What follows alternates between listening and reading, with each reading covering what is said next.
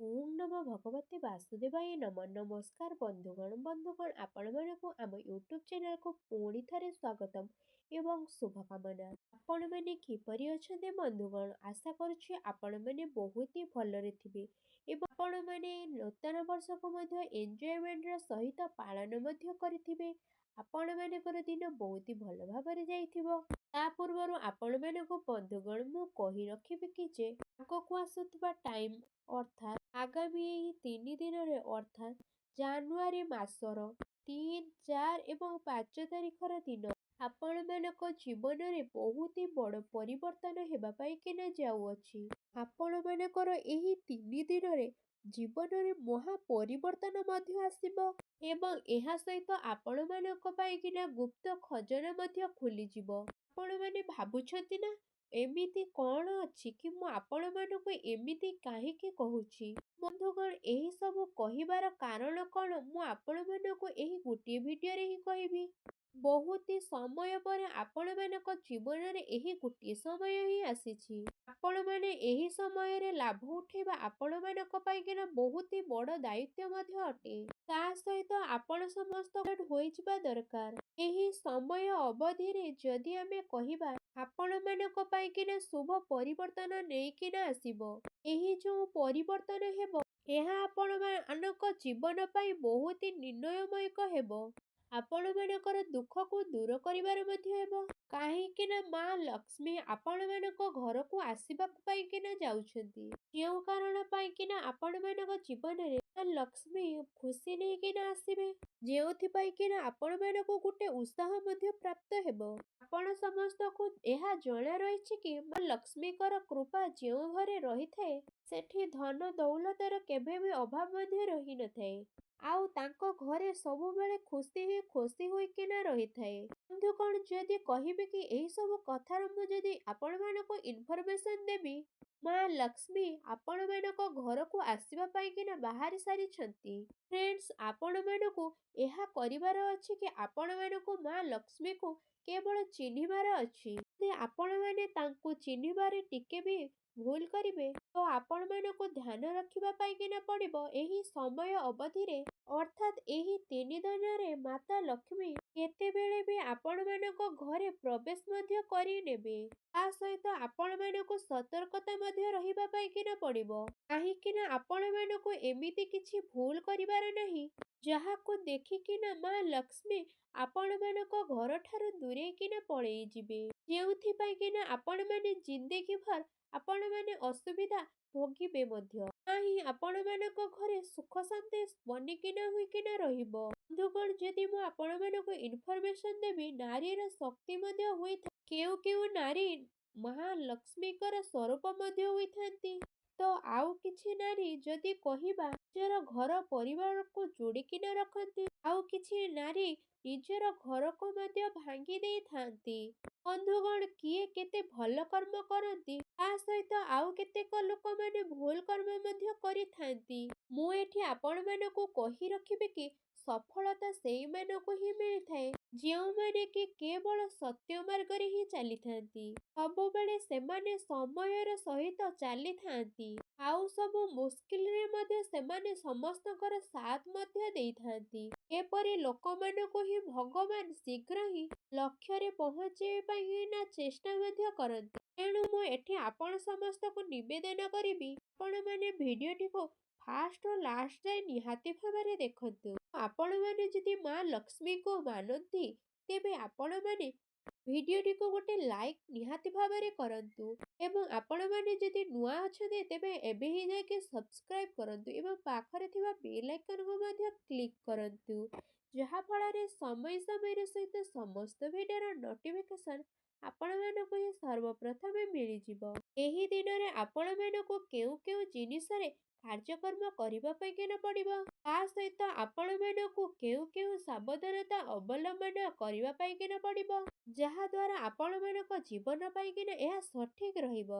ଏହି ସମସ୍ତର ଇନଫର୍ମେସନ ଏହି ଗୋଟିଏ ଭିଡିଓରେ ଆପଣମାନଙ୍କୁ ହିଁ ମିଳିବ। ତା ସହିତ ଆପଣମାନଙ୍କ ସମୟ କେବେ ବି ବର୍ବାଦ ମଧ୍ୟ ହେବନି। ତେଣୁ ଆପଣମାନେ ସମୟ ବାହାର କରିକିନା ଏ ଭିଡିଓଟିକୁ ନିହାତି ଭାବରେ ଦେଖନ୍ତୁ, କାରଣ ଆପଣମାନଙ୍କ ଜୀବନ ବଦଳିଯିବ। ତେଣୁ ମୁଁ ଆପଣମାନଙ୍କ ସମସ୍ତଙ୍କୁ କହିବାକୁ ଚାହିଁବି କି ଘର ପରିବାରରେ ଆପଣମାନେ ସଫାସୁତୁରା ବନିକିନା ରଖନ୍ତୁ। ଯେତେ ସଫାସୁତୁରା ଘର ଆପଣମାନଙ୍କର ରହିବ, ମା ଲକ୍ଷ୍ମୀ ସେହି ଘରକୁ ହିଁ ପ୍ରବେଶ ମଧ୍ୟ କରିବେ।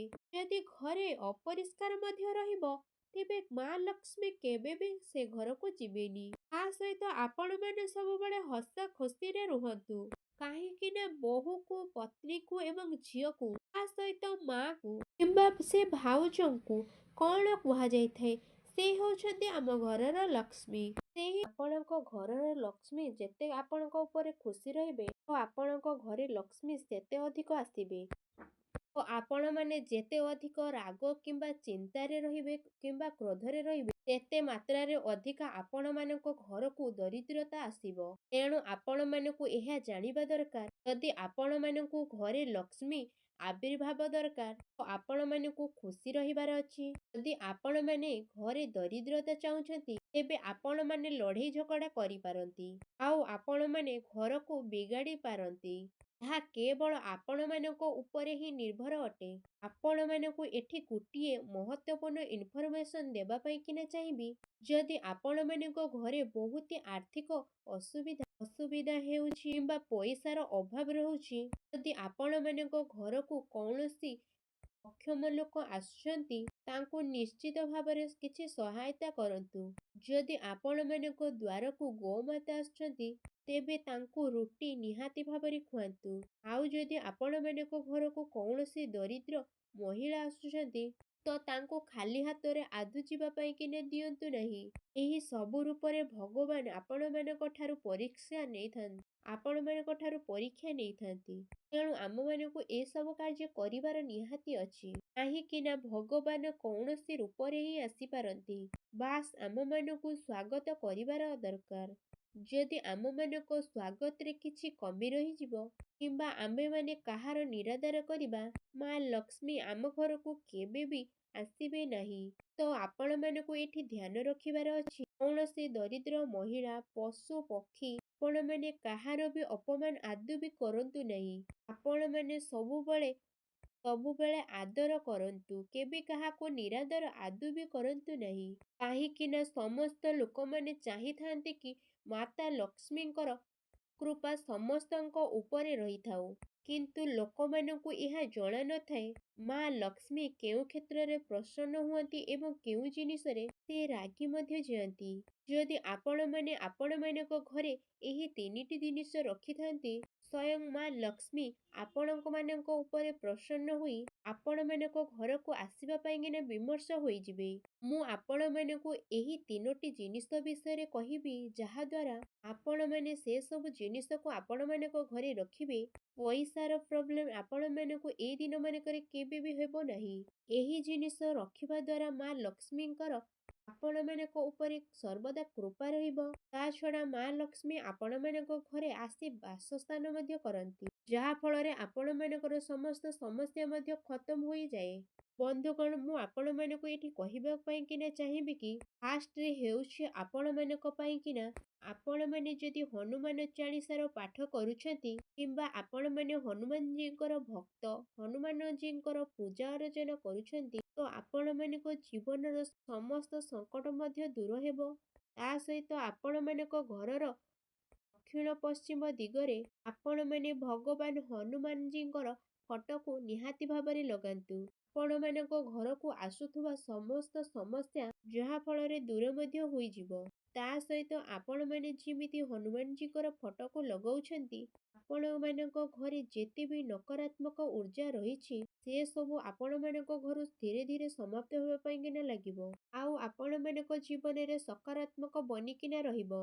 ତାପରେ ବନ୍ଧୁଗଣ, ସେକେଣ୍ଡଟି ହେଉଛି ବାସ୍ତୁ ଭଗବାନଙ୍କର ଫଟୋ। ଯଦି ଆପଣମାନଙ୍କ ଘରେ ବାସ୍ତୁ ପ୍ରୋବ୍ଲେମ ହେଉଛି କିମ୍ବା ଧନହାନି ହେଉଛି, ତ ଆପଣମାନଙ୍କୁ ବାସ୍ତୁ ଭଗବାନଙ୍କର ଫଟୋ ଲଗାଇବା ଅତି ଆବଶ୍ୟକ ଅଟେ।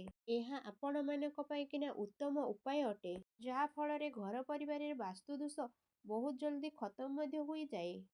ଥାର୍ଡରେ ହେଉଛି ଆପଣମାନଙ୍କୁ ଘରର ବାହାରେ ଦକ୍ଷିଣ ଦିଗରେ ଗୋଟିଏ ତମ୍ବା ପାତ୍ରରେ ଜଳ ଭର୍ତ୍ତି କରିକିନା ଆପଣମାନଙ୍କୁ ରଖିବାର ଅଛି। ଆଉ ସେଥିରେ ଟିକିଏ ଗଙ୍ଗା ଜଳ ଢାଳନ୍ତୁ। ସେ ସବୁକୁ ଆପଣମାନେ ଘରର ଦକ୍ଷିଣ ଦିଗରେ ନିହାତି ଭାବରେ ରଖେଇ ଦିଅନ୍ତୁ। ଏପରି କରିବା ଦ୍ୱାରା ସକାରାତ୍ମକ ଊର୍ଜା ଘରେ ପ୍ରବେଶ କରିବ। ଆପଣମାନେ ତା ସହିତ ଏମିତି କରିପାରିବେ, ଛୋଟ ଦକ୍ଷିଣ ଦିଗରେ ଆପଣମାନେ ଛୋଟ ରଙ୍ଗୋଲି କରିକି ତାକୁ ଥାଳିରେ ମଧ୍ୟ ରଖିପାରିବେ। ଏପରି କରିବା ଦ୍ୱାରା ଆପଣମାନଙ୍କ ଘରେ ଖୁସି ହିଁ ଖୁସି ଆସିବ। ଆଶା କରୁଛି ଆଜିର ଏହି ଭିଡ଼ିଓଟି ଆପଣମାନଙ୍କୁ ବହୁତ ମାତ୍ରାରେ ଭଲ ଲାଗିଥାଏ। ଯଦି ଭଲ ଲାଗିଥାଏ ତେବେ କମେଣ୍ଟ ବକ୍ସରେ ଆପଣମାନେ ଜୟ ମା ଲକ୍ଷ୍ମୀ ବୋଲି ଅବଶ୍ୟ ଲେଖନ୍ତୁ। ପୁଣି ଦେଖାହେବ ଏକ ନୂତନ ଭିଡ଼ିଓ ମାଧ୍ୟମରେ। ସେ ପର୍ଯ୍ୟନ୍ତ ବିଦାୟ ଦିଅନ୍ତୁ। ରହୁଛି। ଧନ୍ୟବାଦ।